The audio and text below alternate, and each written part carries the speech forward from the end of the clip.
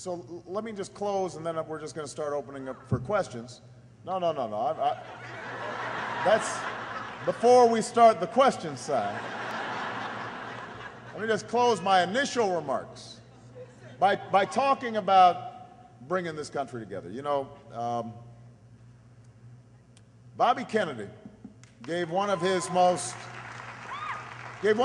famous speeches on a dark night in Indianapolis, right after Dr. King was shot.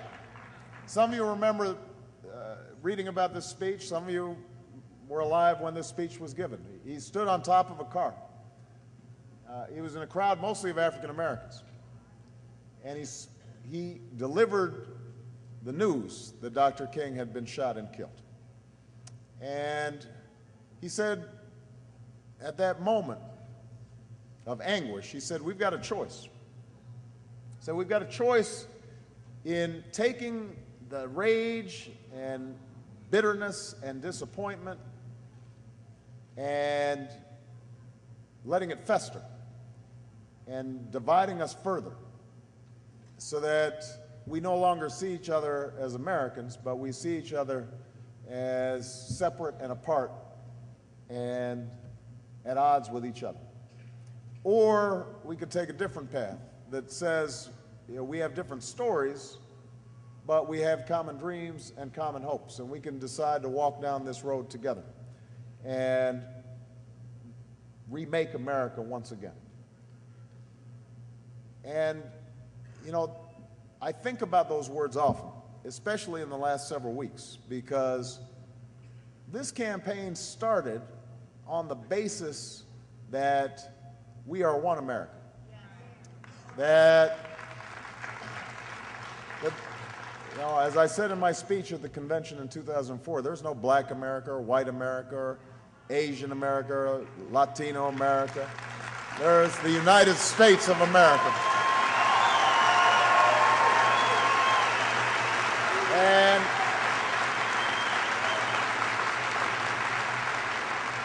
But I noticed over the last several weeks that the forces of division have started to raise their ugly heads again. And I'm not here to cast blame or point fingers, because everybody, you know, senses that there's been this shift. You know, you've been seeing in the reporting, you've been seeing some of the commentaries of supporters on all sides.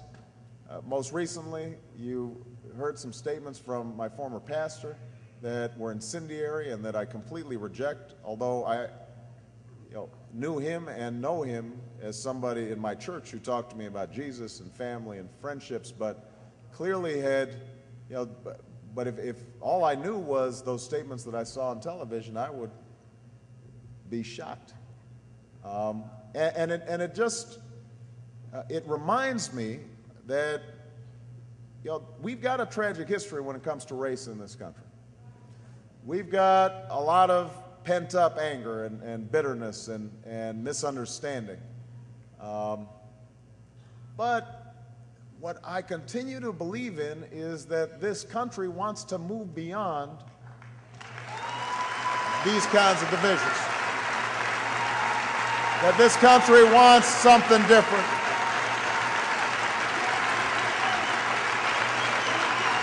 And so,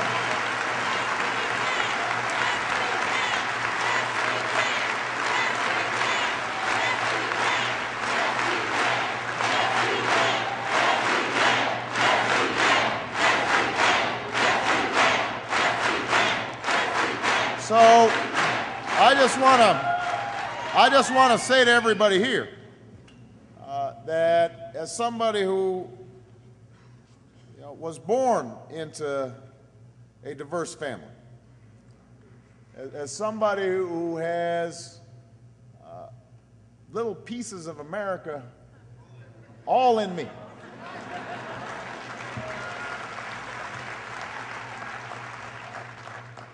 I will not allow us to lose this moment where we can not forget about our past and not ignore the very real forces of racial inequality and gender inequality and the other things that divide us. I don't want us to forget them. We have to acknowledge them and lift them up. And when people say things like my former pastor said, you have to speak out forcefully against them. But what you have to also do, though, is remember what Bobby Kennedy said, that it is within our power to join together to truly make a United States of America.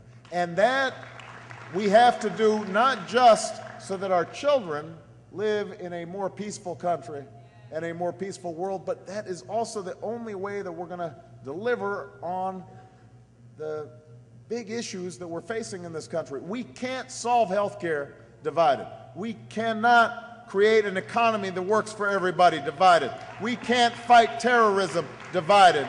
We can't care for our veterans divided.